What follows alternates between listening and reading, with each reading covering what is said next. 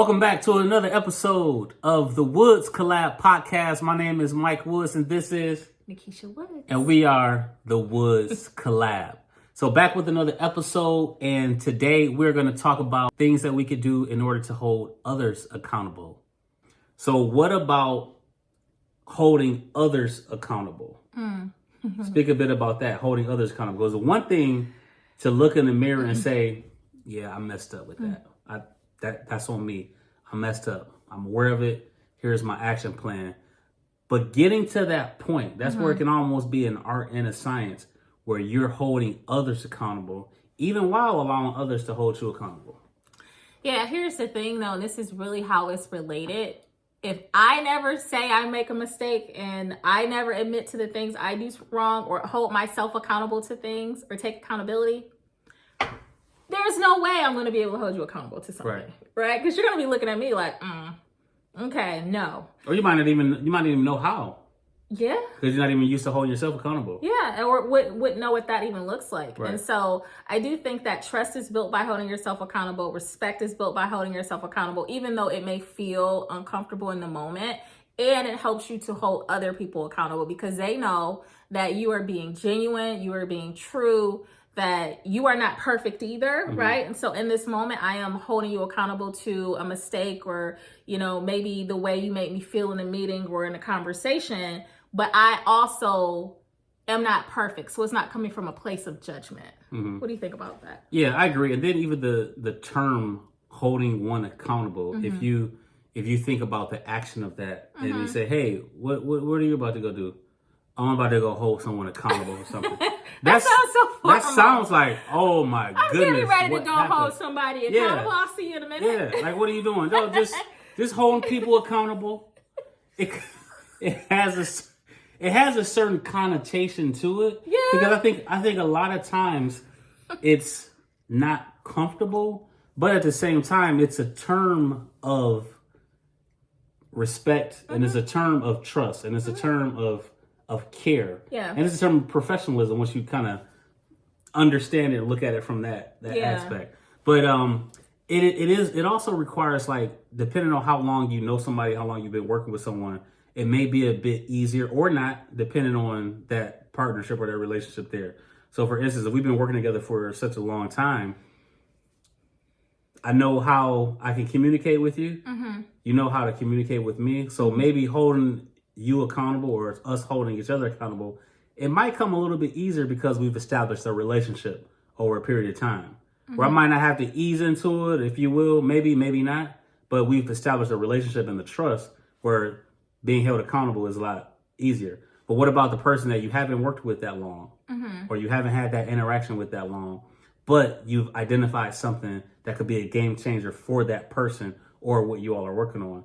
There's still an opportunity there to hold that person accountable. And that's why it could be, we talk about these action steps, knowing how to communicate with people, knowing to show people that you're very genuine, showing people that you actually care about what they're into. And that's a piece of holding accountable. And it may not come as harsh as like, hey, I know I just met you, but I'm about to hold you accountable. Yeah. But when it comes to holding someone else accountable, what does that actually look like? So I'll say if I had to break it down, is letting others or letting someone know that they are expected of a certain standard. Okay. Let them know that they're expected of a certain standard. So how does that look? It could come across in a number of different ways. It all starts with communication. Yeah. It could come communication and maybe something in writing if that's what the situation calls for. Yeah. It could be a face-to-face conversation. I'm always a fan of those and just have that conversation. Hey, how's it going? All that good stuff. You can maybe pregame, maybe not pregame. But I want to talk to you about this thing that wasn't done according to the standard that we have talked about. We have both agreed that this is the standard that we're going to set forth. Just real talk. We already established that we're going to hold each other accountable. It looks like we didn't meet the standard here. Can we talk about talk about that a bit? What's your perspective? Here's my perspective. What can we do to work together in order to move forward? Did you just coach me? That's I think freestyle. I just got coached. Okay. That's free live accountability. What am I doing? Holding people accountable. Holding people accountable. Yeah. So I think about it too in a less formal sense, where it's bringing something to someone's attention. Yeah. Right. if you know me, you know I say this all the time. I'm a see something, say something type of person. And so if it's great, you knocked it out of the park, I'm going to say this is great. This is the best thing ever. If it is something that I'm like, it makes me raise an eyebrow, I'm going to say that too. And so that's what I think about accountability. And bringing something to someone's attention could also be follow-up. Mm-hmm. So it could be, hey, an email or a message that says, hey, what happened with this? Or what's the status? Or following up on this email. That in itself is tapping someone on the shoulder and saying, hey, look up, right? Because sometimes if we assume positive intent, which we should, sometimes it's not that they're dodging, the expectation that was set or anything like that. They just forgot, or it's at the bottom of their email box, or they didn't realize that was a standard that was set. Right. And I love that you said that, because whether you're a leader or not, we as human beings have standards and expectations that we set, period. Unspoken, spoken. There are things that if someone doesn't do it, you will you will judge them, you will block them, you will unfriend them, and sometimes they have no idea what that thing is. So that's that unspoken expectation.